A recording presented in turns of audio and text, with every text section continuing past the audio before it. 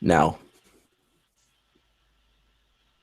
Hello, everyone, and welcome to Star Wars Alliance Podcast. This episode, we'll be talking about. the mystery of Chopper Base. Yes, we'll be reviewing Star Wars Rebels, The Mystery of Chopper Base, the last episode before the great 2 episode season finale. So tell me, Nick, what do you think of this episode? Now, I thought this episode was okay. It's better than the last one with the standalone Chopper episode, and it's a big improvement from them. And it just gives us a feel of how the rebels are, growing in their power as well as rebuilding their base and all that stuff. So, yeah, You know what I like about this episode too? You can skip the last episode because there's no yep. need for the last episode. Literally, there's no need for it. Everything that's in this episode was not brought up during the last episode. Sure, you see the new droid, but hey, you know what? You don't need to explain that. F it. I'm cool. I can skip the I can skip the last episode, which is great. Didn't really matter. Love it. Love it, love it, love it. Yep, same here. Actually, you can even maybe skip this one a bit too if you really wanted to. But was an okay episode, so I Yeah, don't want to anyway, skip it. let's get into our review. So the episode starts off with the rebels being on their new planet. We don't know what the planet is called, I believe. Do you know what the planet's called, what they're on? Or No, because I didn't really care what the planet was called, so I didn't really research it. yeah, so basically the rebels are putting the transmitters all around the base, so if there's an attack coming, they would know and they can just, get off the attack. And that's basically the first half, and then the second half, Sabine and Rex go and find one of the rebels what went missing because of this giant spider. I forgot what they were called, Yeah. but still, would you like to continue on from here, Patrick? Yeah, sure. Basically, they discover that one of their friends is missing, but before that, we get a nice little scene here with Ezra and Seb. Seb. You know, chilling and talking with some weird type of music. Actually, walk And music. It's so weird hearing that. The I don't know. I think the music choice could have been better for the radio, but we get a nice little scene here with them. Before all of the bad stuff happens, and then after and that, you and want to also go? I mean, yeah, sure. Also, before we actually get on to the next here is you see how much Esther and Seb have been bonding. Like, honestly, from the first episode, they hated each other. Now they're just best friends, like, all together. yeah. And, it was quite sad to hear that, Seb might be losing his friend if Ezra goes to the dark side. And I'm hoping he does. What there's something that was see. There's something in the beginning of this episode that they kind of allude to that. It's like Ezra saying to Kenan, "Why will you be my enemy?" You know. Yeah. Now that can be taken in two ways. Either one, Ezra turns to the dark side and they're teasing that, or they do a twist and Kanan turns to the dark side. Ooh.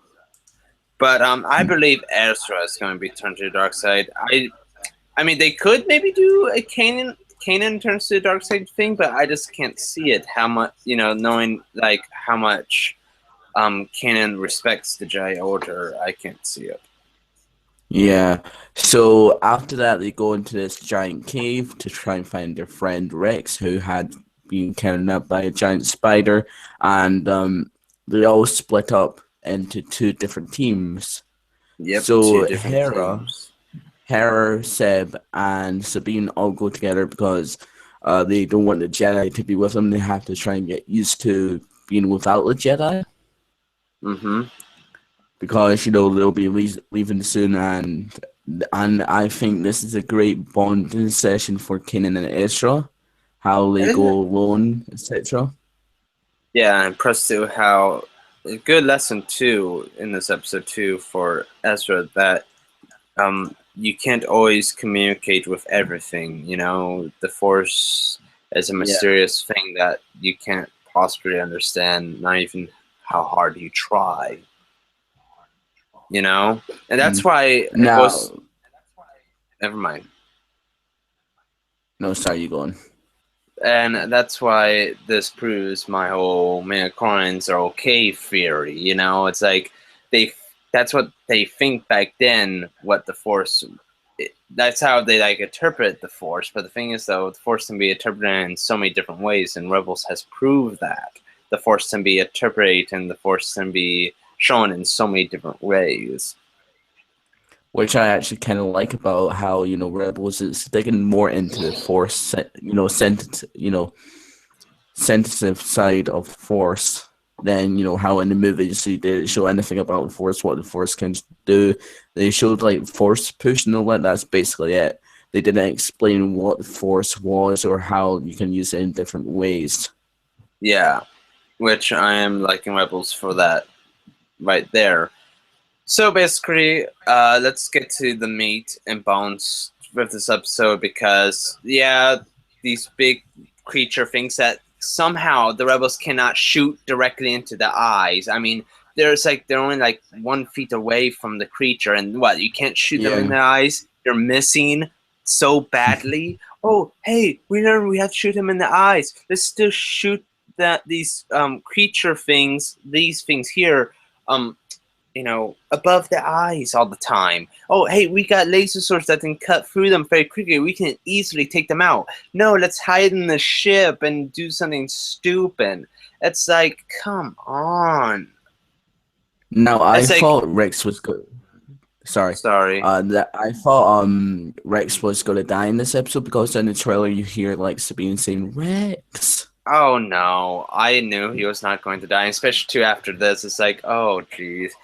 If there's one bad thing about this episode is the whole part with these damn stupid creatures. It's just because it's like during the whole Rebels thing, they made the stormtroopers stupid being bad shots, but now because they want to add conflict with our rebel crew finally, what do? They make them very dumb and stupid of where to shoot. I mean, come on. Sabine was supposed to be like this great gunsman or great Mhm. laser blaster, and she can't even shoot them in the eyes directly. And It's like Presto, the stormtroopers, like how they can't hit anything. They're just what? making it like that.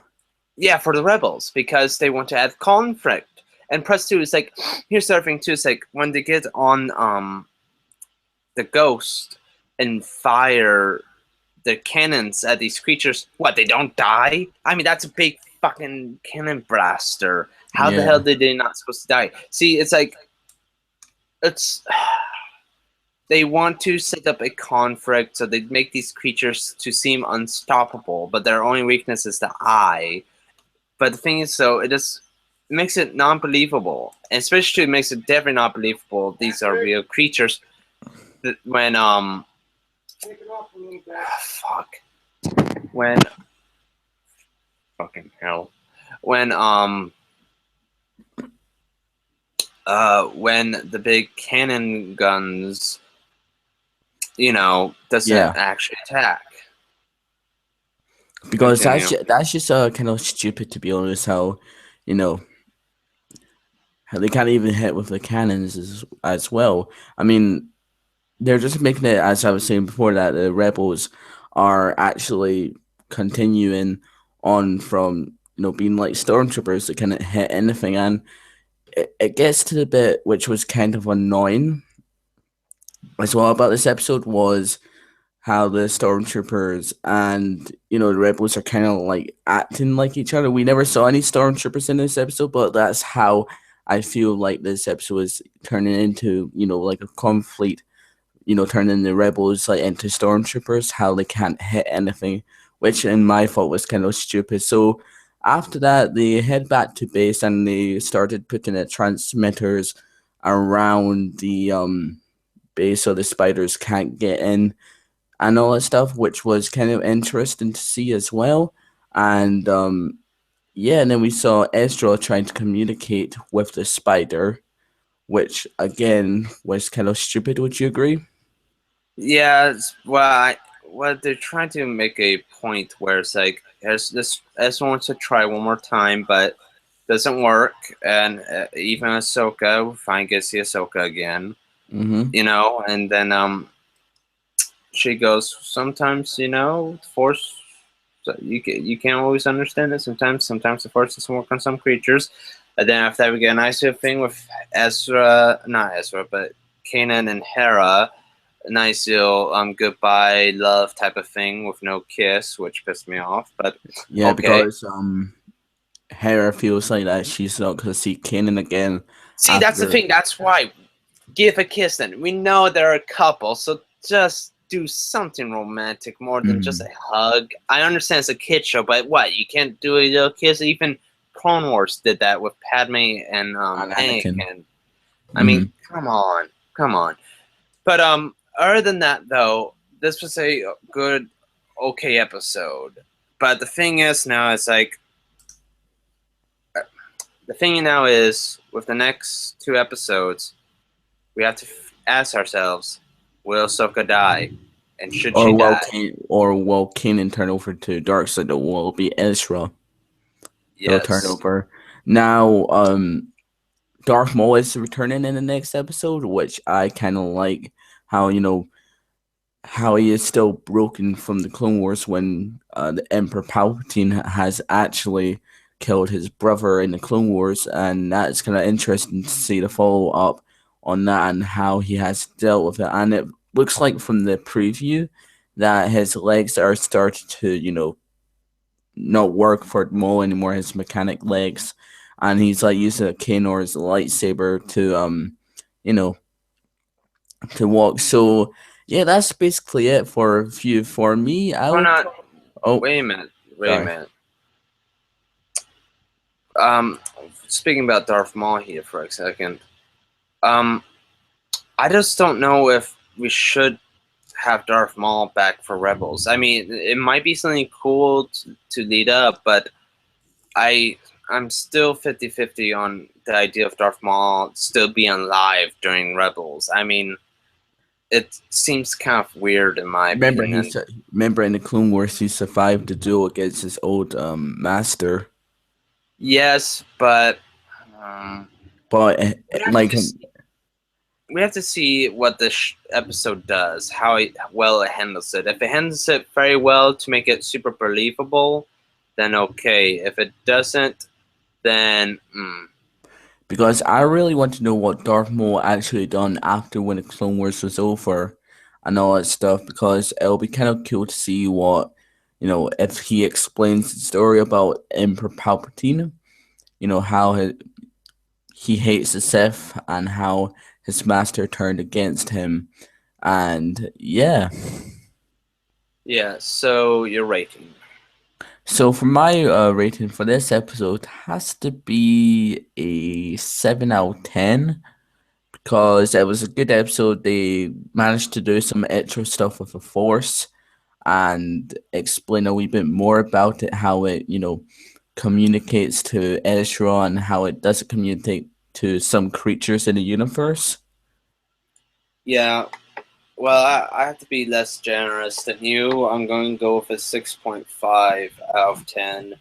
Just because I found it to be an okay episode, but it's not going to be an episode I'll go back to all the time. Same here. It'd be like, okay, I'll watch it for a marathon, like my first, by like the Blu-ray, sure, but other than that, during like rewatches, I'll go, skip. It's a skip. So it's not for sure skip, but it's like it's a lazy skip.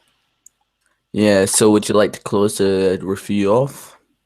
Yep, so I hope everyone you enjoy our review of Star Wars Rebels, not Star Wars Rebels, The Force Awakens. Star Wars Rebels, Mysteries of Chopper Base. Stay tuned for our grand finale review of the last 2 episodes. It's going to be fantastic. Also, too, if you want to contact us, just message us through our YouTube or go to our Twitter page at Star Wars Alliance.